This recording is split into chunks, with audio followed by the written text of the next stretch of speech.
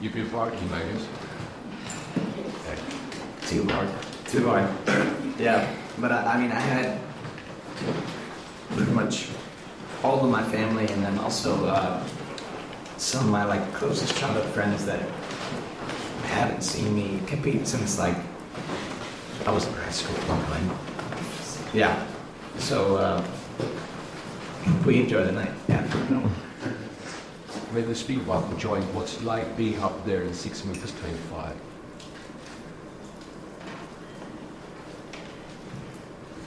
I don't know really. I mean, everything just happens so fast in such a weird way. It's it's hard to. I don't know. It's like my body just takes over the moment, and I mean, I think that's kind of how it has to be. You kind of have to be in this flow state where you're everything just flows naturally. But yeah, I mean, it's crazy. I mean, I feel like last night, that specific moment, I've visualized that moment thousands of times. I mean, I feel like I can remember so many times just being in my parents' backyard, and I'm just visualizing the bar, being at the world record, and it's the Olympic final, and that's the absolute biggest stage, and that's the biggest thing that you could possibly do. So, I feel like when I was there on the back of the runway, I feel like in a way I've been there before, as far as mentally. So, yeah, I think that kind of helped me a bit. How did you prepare mentally for such height? Because every time you break another record, so you have a special mental routine. You work on it on a daily basis, for example. Yeah, I mean, I think a lot of it, subconsciously, just kind of visualization. I mean, just imagining myself doing what I did. I mean, I think that's the most important part. I think that if you can visualize yourself doing what you want to do when you're about to do, then I don't think it's really going to work. So, yeah, I mean, I just imagine what's about to happen. When you have the pole in your hands, you visualize that you are up there. Yeah, I just close my eyes and take a deep breath, and I just picture in my head the jump that I want to happen. It doesn't always go that way, but I think that you have a lot better chance if you can picture in your head. And, I think that kind of positive mindset and that kind of visualization, manifestation is very important to make it happen. What do you think? What do you think? Where can it? Where will it end? Which height can you achieve? I don't know. I don't really care about it right now. I'm so focused in the moment. I mean, I'm just well, why would I think about anything else right now other than enjoying this moment? I mean, it's I know who I am. I know the way that I am as a competitor and as an athlete. I always want to get better and do more. And so I know that motivation is not anything that I need to worry about. But right now, it's I'm going to enjoy the heck out of this. And I just broke the world record in the Olympic final. It's the greatest thing you could possibly do as a pole vaulter. So I'm just going to enjoy this, live completely in the present. And yeah, I don't really care about the future in a way. And I'm just enjoying everything that just happened right now. I think that's probably the best mindset for me to be in. One question, I think. So, what do people think about the sport that is not true? About the sport? I'm trying to think of what people think about it. I mean, it's a strange sport, I guess. But it's very complicated, but I feel like people kind of know that already. But, I think that people probably don't understand that you still have to be a real athlete to do what we're doing. And you have to be you have to be fast, and you have to be strong, you have to be, you have to have pretty much a combination of everything, I guess, to be able to be like the top of the top when it comes to pole vaulting, because it requires everything. I mean, you have to be like kind of a gymnast that can also sprint, don't you? So, yeah, I mean, yeah, kind of like it.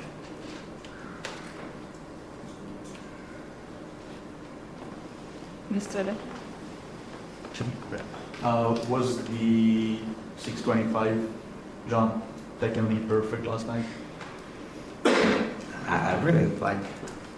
I haven't seen it, so I don't even know. Honestly, I barely remember the jump either.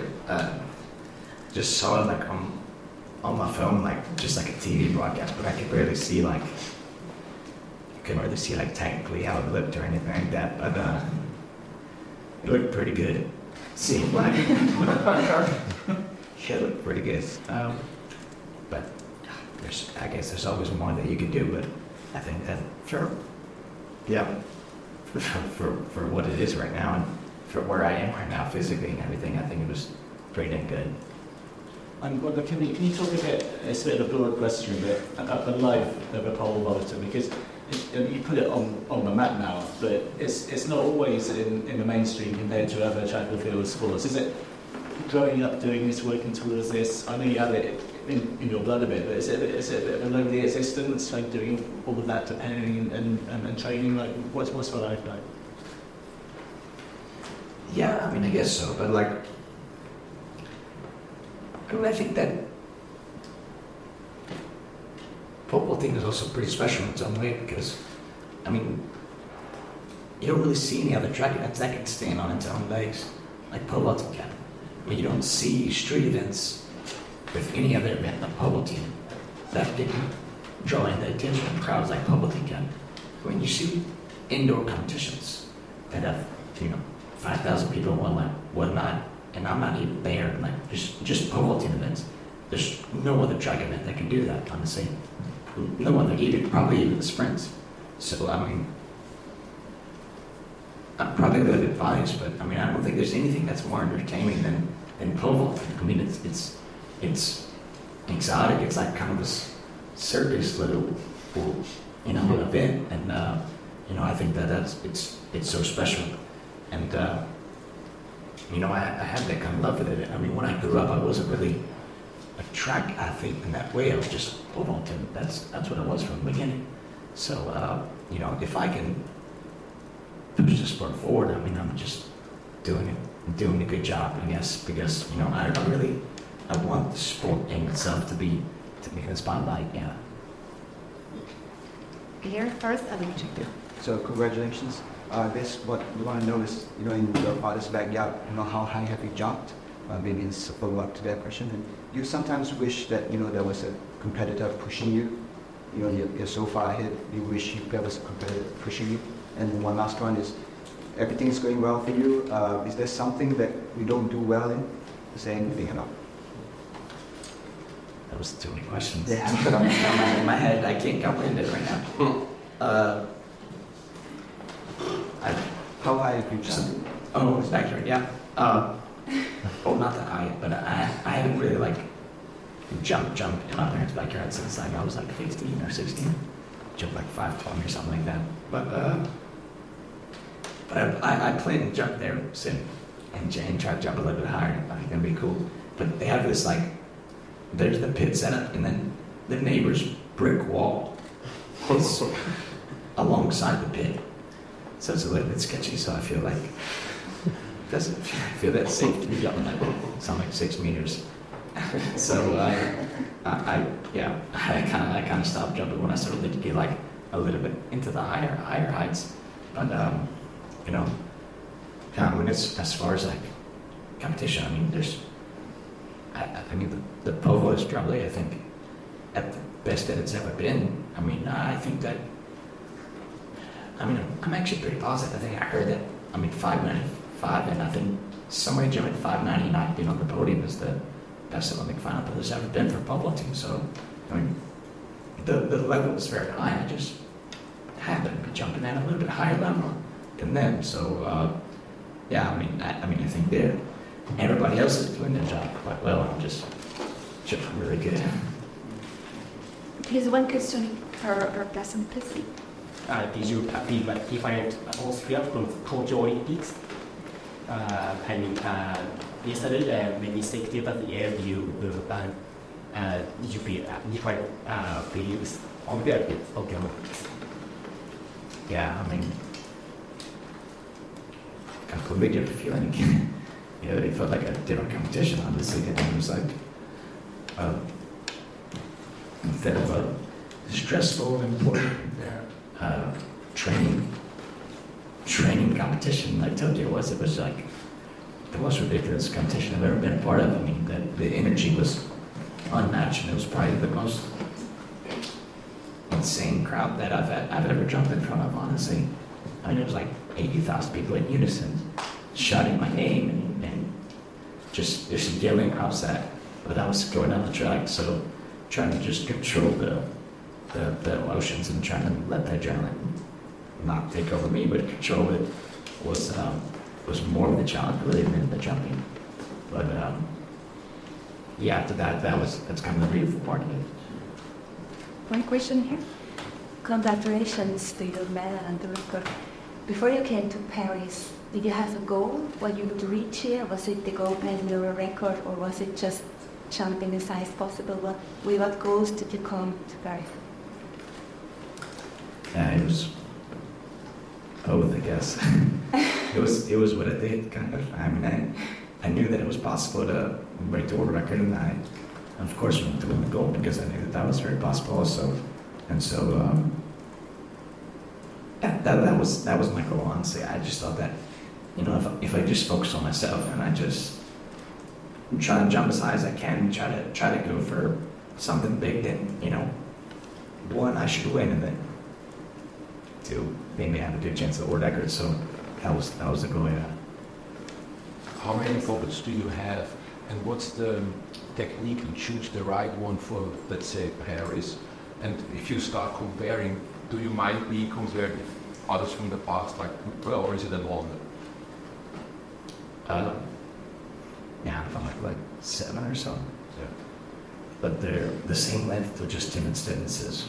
And I guess you pick the stiffness based on how much energy, how much speed you bring to the takeoff. And you know, some tracks, some box setups react differently also in like the day, the temperature, and the wind, everything. So just judging from the information that you get on the day is quite important. But yeah, other than that, I mean, yeah. On a different topic, I've read about the dream height, the little experiment that you had with artificial intelligence, and it said that you could jump one day 651. Is it something that you think about, even if today you want to think about other things? But is it something that you already visualize, or you're just evolving naturally on a daily basis? No, not really. Honestly. Yeah, I mean, I guess it's cool to see what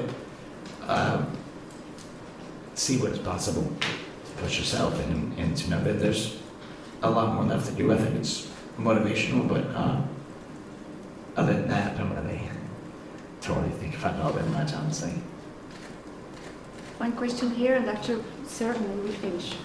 Mondo, you had this moment doing an interview, Noah Lyles crashes it, and then after that, it's sort of, you guys had this moment. We're at this time where both Noah and you are the faces of the sport. For a long time, it was one guy, Bolt.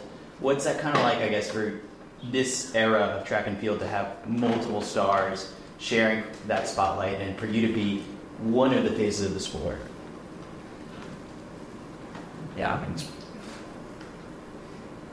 pretty crazy. I mean, yeah, I mean, what Noah's been able to do, I guess, like, just a transition from 200-meter runner to now being just the absolute fastest and the best sprinter in the entire world is nothing short of just incredible. I mean, he's a killer, and then when he gets on the track, that's just the way he is. You know, he talks a big game, but he just backs it up. So I mean, I think that makes it just even more impressive.